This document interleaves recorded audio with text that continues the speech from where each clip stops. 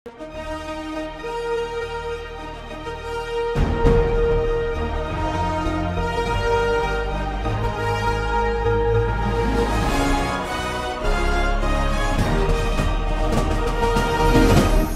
பார்த்து கொண்டிருப்பது உங்கள் ஜாஷ்வா டிவி. சகல ஜனங்களுக்கும் நற்செய்தி.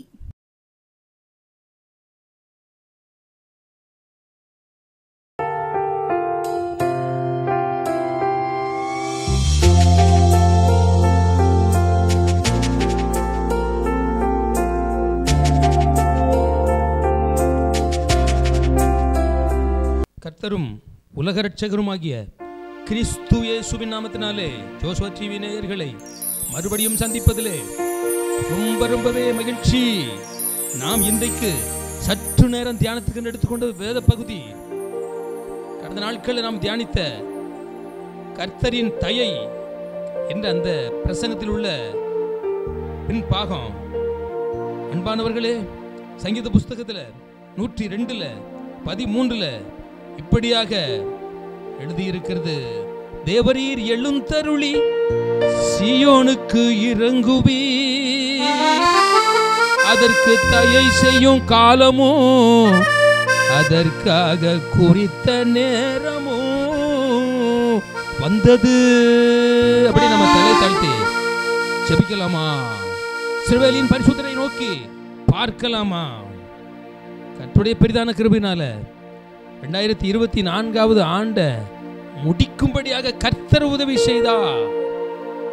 2025 ஆண்டை நாம் நோக்கி போகும்படியாக, காலடி எடுத்து வைக்கும்படியாக கர்த்தர் தயை செய்தார். எழுந்தருளி இருக்கிற தேவனாகிய கர்த்தர் உங்களுக்கும் எனக்கும் தயை செய்திருக்கிறார்.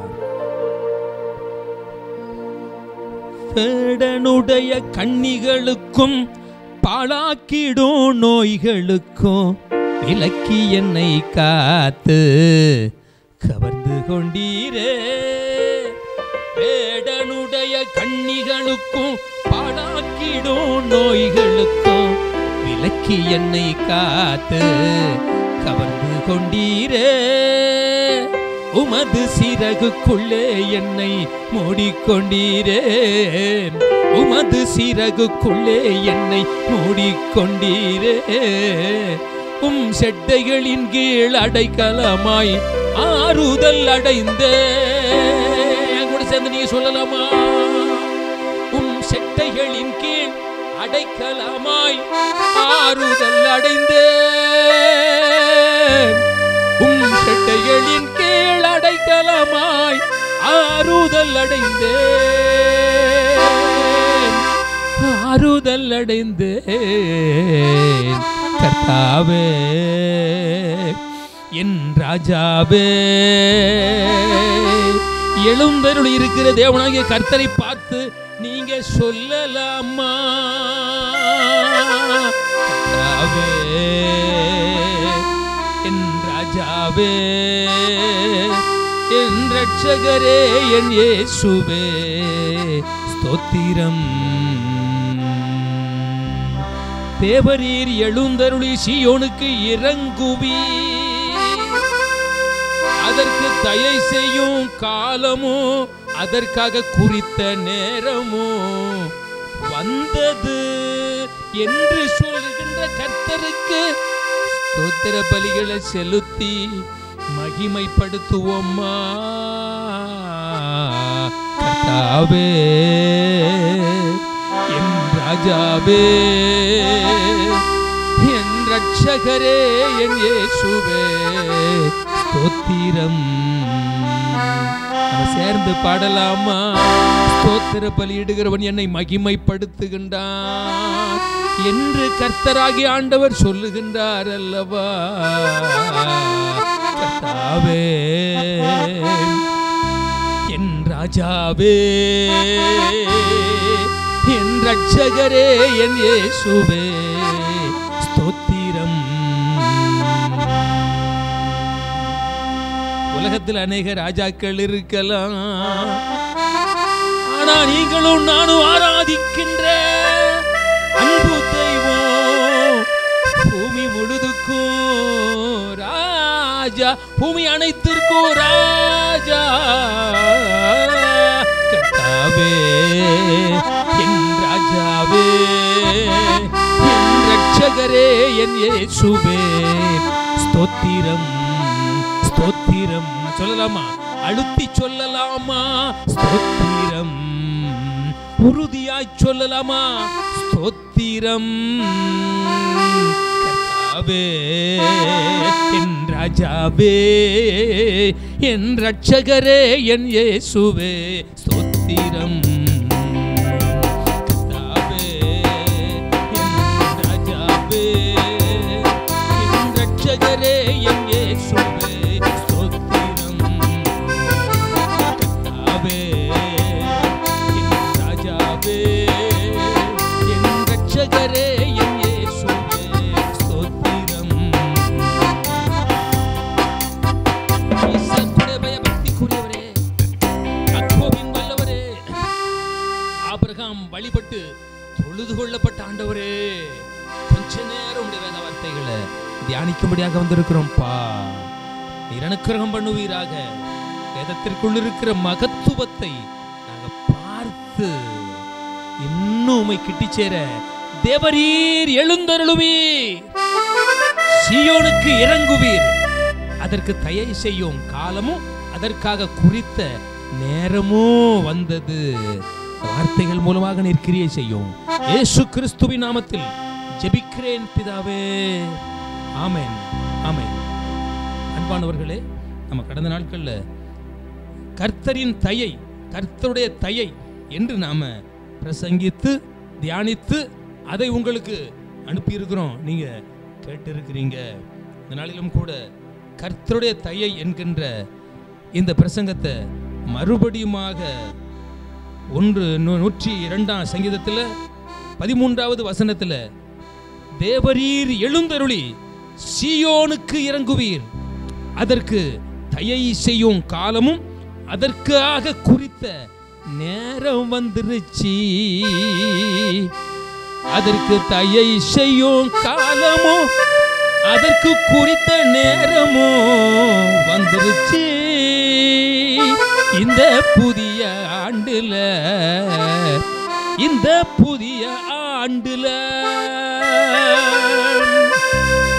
நீங்களும் நானும் ஆராதிக்கிற தேவனாகிய கர்த்தருக்கு நாமங்கள் அநேகம் உண்டு.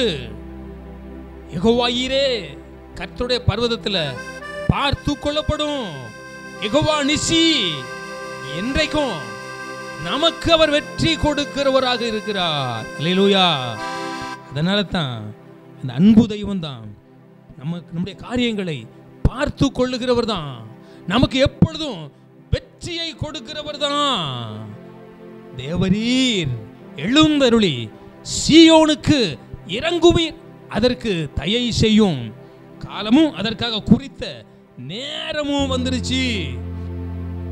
எழுந்தருளுகிற தேவனாகிய கர்த்தர் உபாகமத்தில் 33வது அதிகாரத்தில் இப்படியாக மோசே இந்த உலகத்தை விட்டு கர்த்தரிடத்துல போகும் முன்பதாக, யோசுவா தன்னுடைய ஸ்தானத்தில் தலைவன் ஆகும் முன்பதாக இஸ்ரவேல் கோத்திரத்தை, இஸ்ரவேல் சந்ததிகளை 12 கோத்திரங்களை ஆசீர்வதிக்கும்படியாக அவனுக்குள் இருக்கின்ற தேவனாகிய கர்த்தருடைய ஆவியானவர் ஏவினபடியினாலே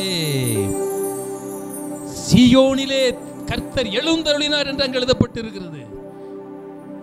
பாருங்க, சீனாயிலே எழுந்தருளினார், சேயீரிலே உதயமாகினார், பாரானிலே பிரகாசித்தார், 10000 பரிசுத்தவான்களோடு பிரசன்னமானார். பாருங்க, எழுந்தருளுகிற தேவனாகிய கர்த்தர் சீனாயிலே எழுந்தருளி, சேயீரிலே உதயமாகி, பாரானிலே பிரகாசித்தவரே. சீனாயிலே எழுந்தருளி, சேயீரிலே உதயமாகி, பாரானிலே பிரகாசித்தவரே. பிரசன்னமாகும் பிரசன்னமாகும் பிரசன்னமாகும் இங்கேயும் ஐயா, பிரசன்னமாகும் பிரசன்னமாகும் பிரசன்னமாகும் இங்கேயும் ஐயா. சரணம் சரணம் ஐயா இயேசுவேவும் திருப்பாதம் சரணம். வரணும் வரணும் இந்த ஏழையின் ஜெப வேளை வரணும். கண்கள் காணவே உம்மை தரிசிக்கவே, கண்கள் காணவே உம்மை தரிசிக்கவே, விரும்புகின்ற நன்மைகள் வந்து சேரவே, விரும்புகின்ற தயை இன்று வந்து சேரவே. சீனாய் மலையிலே எழுந்தருளின தேவனாகிய கர்த்தருடைய தயை உங்களுக்கும் எனக்கும் எங்களோடு இருக்கின்றவர்களுக்கும் கொடுக்கின்றார் இந்த புதிய ஆண்டுல. அல்லேலூயா. அன்பானவர்களே, தேவரீர் எழுந்தருளி சீயோனுக்கு இறங்குவீர், அதற்கு தயை செய்கிற காலமும் அதற்காக குறித்த நேரமும் வந்துருச்சு அப்படின்னு சொல்லி இங்கே எழுதப்பட்டு இருக்குது. அதைத்தான் நாம தியானிக்கிறோம். அந்த தயையை நீங்க பெற்றுக்கொண்டிருக்கின்றீர்களா? அதை கர்த்தரிடத்தில் வாங்கி இருக்கின்றீர்களா? அதை வாஞ்சித்து இருக்கின்றீர்களா? அன்பானவர்களே, வேதத்திற்குள்ள வெளிச்சம் இருக்கிறது, வேதத்திற்குள்ள விடுதலை இருக்கிறது, வேதத்திற்குள்ள ஜீவன் இருக்கிறது. அதுல தான் ஒன்று தயை. அந்த தயை கர்த்தருடைய தயை. இங்கே ஒரு சம்பவத்தை கூட உங்க மத்தியில் நான் வாசிக்க ஆசைப்படுகின்றேன். ரூத் சரித்திரத்தில், அன்பானவர்களே, ரூத் சரித்திரத்தில் உள்ள சில வசனங்களை நம்ம வாசிக்க போகிறோம். பாருங்க, ரூத் சரித்திரத்தில் 4வது அதிகாரத்தில் 14ஆம் வசனத்தில் இப்படியாக இங்கே எழுதப்பட்டு இருக்கின்றது. போவாஸ் ரூத்தை 14ஆம் வசனத்தில், அப்பொழுது ஸ்திரீகள் நகோமியை பார்த்து, சுதந்திரவாளி அற்று போகாதபடிக்கு இன்று உனக்கு தயை செய்த கர்த்தருக்கு ஸ்தோத்திரம்.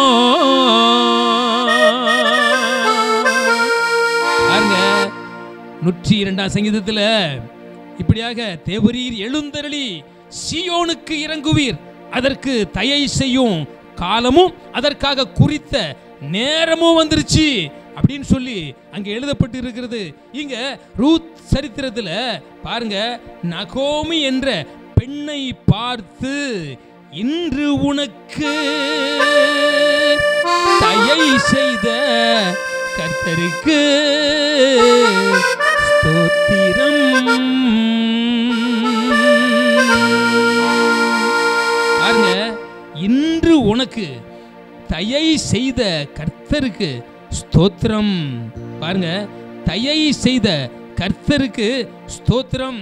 யாரு? ஸ்திரீகள் நகோமியை பார்த்து, சுதந்திரவாளி அற்று போகாதபடிக்கு இன்று உனக்கு தயை செய்த கர்த்தருக்கு ஸ்தோத்திரம். சுதந்திரவாளி அற்று போகாதபடிக்கு இன்று உனக்கு தயை செய்த கர்த்தருக்கு ஸ்தோத்திரம். இந்த சம்பவம் எல்லாருக்கும் நன்றாகவே தெரியுமல்லவா? நியாயாதிபதிகள் நியாயம் விசாரித்து வரும் நாட்களில் தேசத்தில் பஞ்சம் உண்டாயிற்று.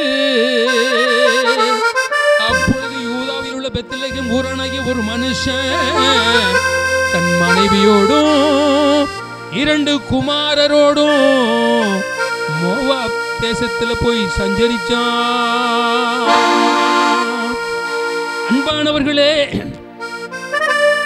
ஒரு மனுஷன் தன் மனைவியோடு 2 குமாரரோடு கூட மோவாப் தேசத்துல போய் சஞ்சரித்தான் அப்படின்னு சொல்லி இங்க எழுதப்பட்டிருக்கிறது. அந்த மனுஷனுடைய பெயர் எலிமெலேக்கு.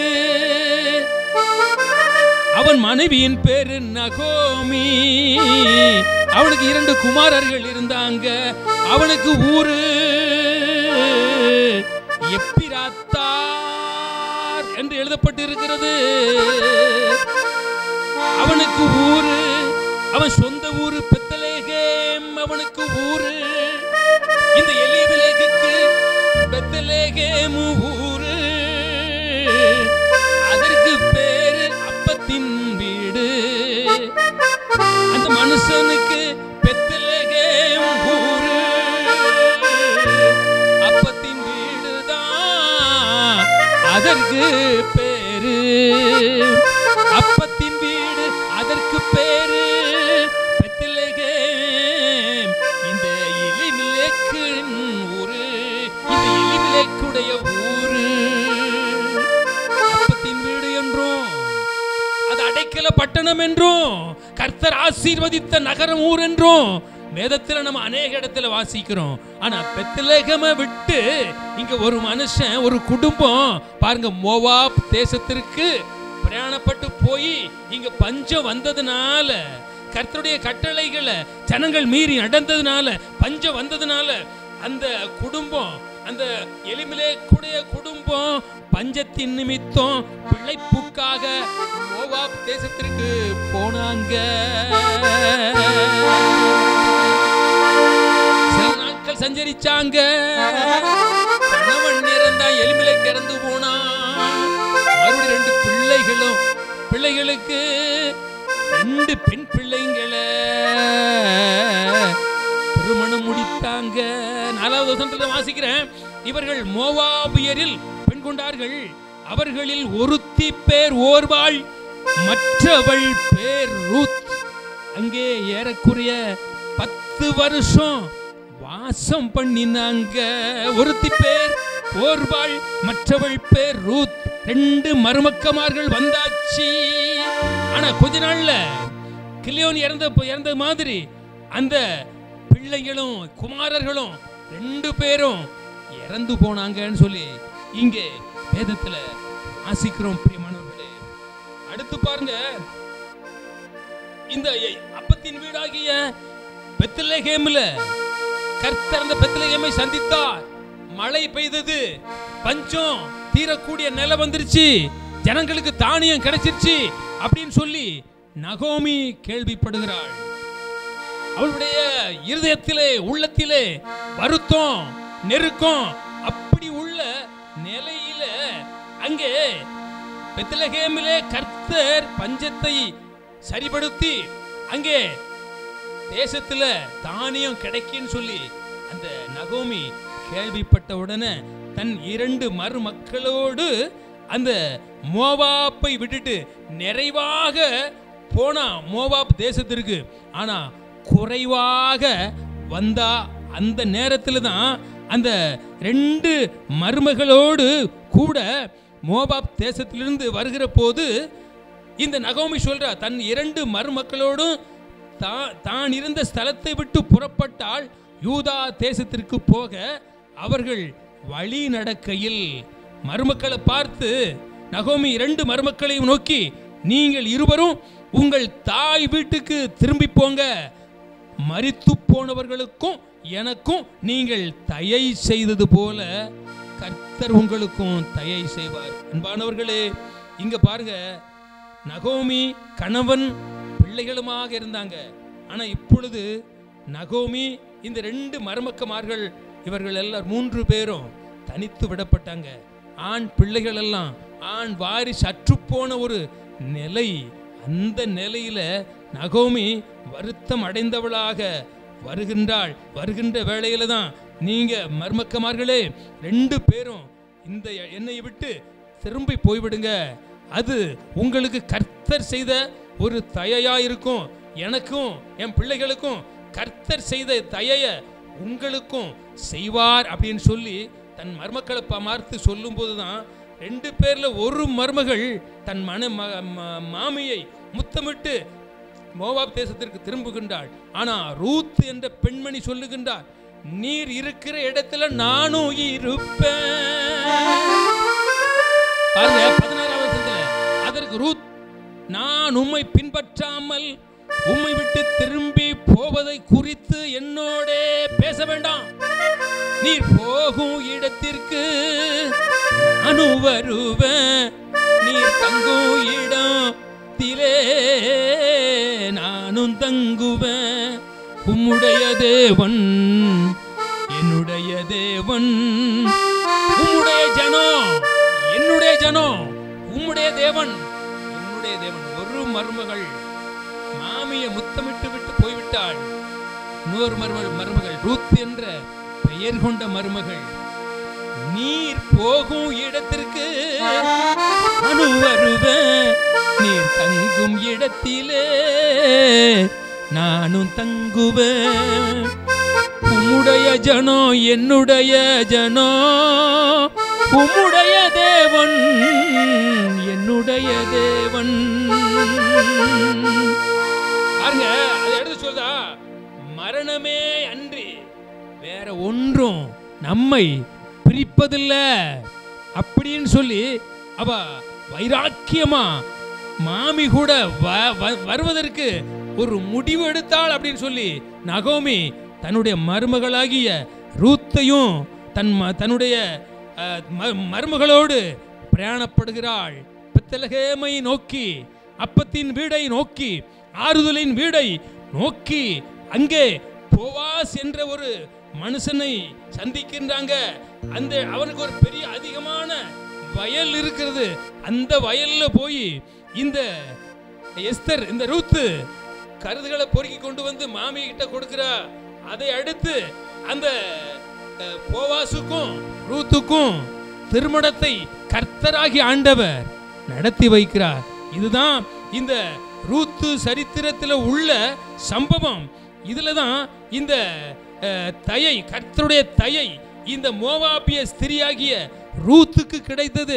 அந்த ரூத்துக்கு கிடைத்ததுனால அந்த போவாஸ் என்ற அந்த மனுஷனை இவ திருமணம் முடிக்கிறாள், குழந்தை பெறுகிறாள். குழந்தை பெற்ற உடனே தான் அந்த நகோமியினுடைய துக்கம் மாறினது. என் கணவனை இழந்தேன், பிள்ளைகளை இழந்தேன், ஏன்னா இந்த மோவாப் தேசத்துல வந்து தனித்து விடப்பட்டேன். தூக்கத்துக்கு மேல தூக்கம், சந்தோஷம் இல்லாத ஒரு நிலையில கர்த்தர் எனக்கு தயை செய்தார் அப்படின்னு சொல்லி ஒரு ஆண் குழந்தைய கையில வைத்து மகிழுகிற போதுதான் அந்த பெண்கள், அப்பொழுது ஸ்திரீகள் நகோமியை பார்த்து, சுதந்திரவாளி அற்று போகாதபடிக்கு இன்று உனக்கு தயை செய்த கர்த்தருக்கு ஸ்தோத்திரம் அப்படின்னு சொல்லி அங்கே எழுதப்பட்டு இருக்கிறது.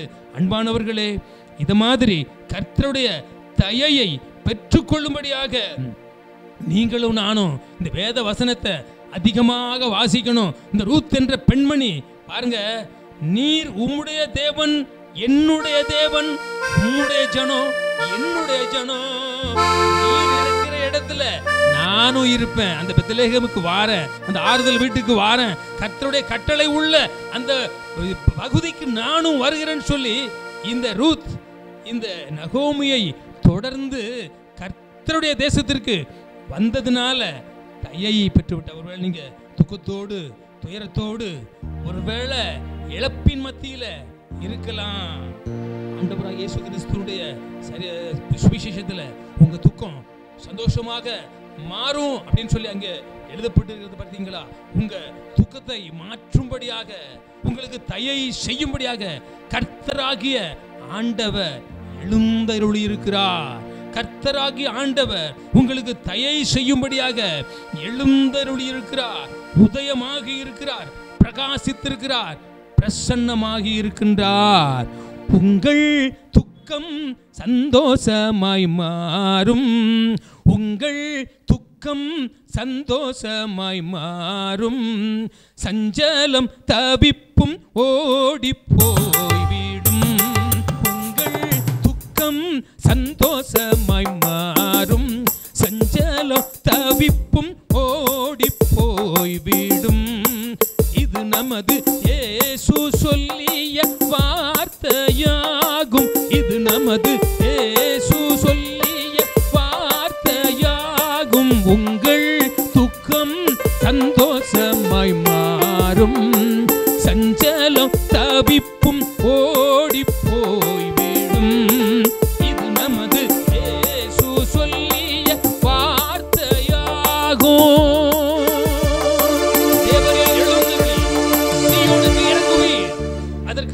செய்யும் காலமும் அதற்கு குறித்த நேரமும் வந்துருச்சு. அன்பானவர்களே, அப்படியே நம்ம தலை தாழ்த்தி ஜெபிக்கலாமா? கர்த்தருடைய தயவை பெற்றுக்கொள்ளும்படியாக கர்த்தராகிய ஆண்டவரை நோக்கி பார்ப்போமா? ராஜாவுடைய முகக்கலையிலே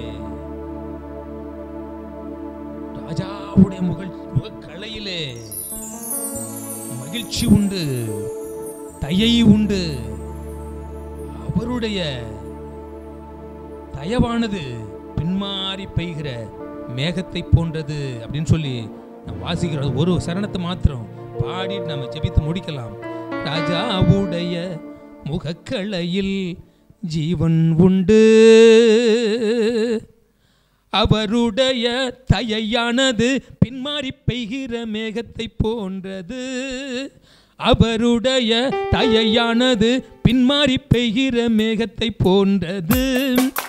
ராஜாவுடைய முகக்கலையில் ஜீவன் உண்டு, இயேசு ராஜாவுடைய முகக்கலையில் ஜீவன் உண்டு. அவருடைய தயையானது பின்மாறி பெய்கிற மேகத்தை போன்றது. ஆமென் அல்லேலூயா, ஆமென் அல்லேலூயா, ஆமென் அல்லேலூயா, ஆமென் அல்லேலூயா, ஆமென் அல்லேலூயா, ஆமென் அல்லேலூயா.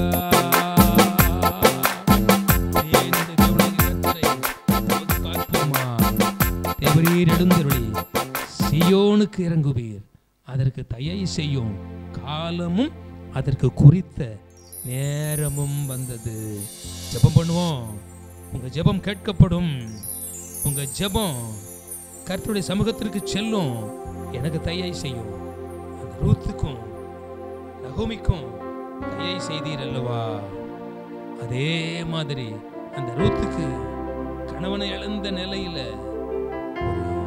போவாஸ் என்ற ஒரு கணவனை கொடுத்து, ஒரு ஆண் குழந்தையை கொடுத்து, அந்த மோவாப் தேசத்தில் உள்ள அந்த ஸ்திரீக்கு ஒரு சந்தோஷத்தை கொடுத்த தேவனாகிய கர்த்தர், மறுபடியும் மகிழ்ச்சியை கொடுத்த தேவனாகிய கர்த்தர், இதை கேட்டுக்கொண்டிருக்கிற ஒவ்வொரு பிள்ளைகளுக்கும் மகிழ்ச்சியையும் தயவையும் கொடுத்து உயர்த்துவீராக. பரிசுத்தமும் அன்பும் நிறைந்த நல்ல ஆண்டவரே, கொஞ்ச நேரம் உடைய வேத வார்த்தைகளை தியானித்திருக்கிறோம். இவைகளில் உள்ள மகிமை, இவைகளில் உள்ள சந்தோஷம், மகிழ்ச்சி எனக்குள்ளும் என்னோடு இருக்கிறவர்களுக்கும் உள்ளும், இதை கேட்கிற ஒவ்வொரு பிள்ளைகளுக்குள்ளும் உண்டாகட்டும். இயேசு கிறிஸ்துவின் நாமத்தில் ஜெபிக்கிறேன் பிதாவே. ஆமென், ஆமென்.